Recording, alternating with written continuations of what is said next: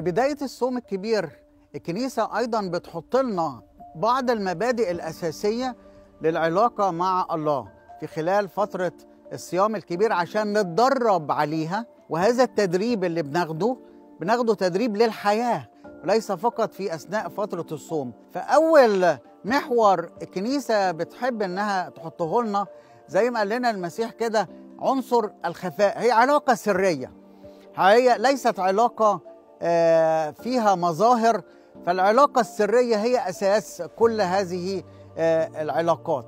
وبالتالي هنا علاقتك السرية الخاصة جدا بربنا، سواء كان بقى في الصيام، سواء كان في التعبير عن الصلوات أو التعبير عن الزكاة، إنما هي علاقة خفية في الإنسان الداخلي. وبالتالي هنا التركيز الأساسي إنه محور نظرك هو نظرك لإيه؟ ناظرين إلى رئيس الإيمان ومكمله يسوع، الذي من أجل السرور الموضوع أمامه احتمل الصليب مستهينا بالخزي فجلس عن يمين عرش الله.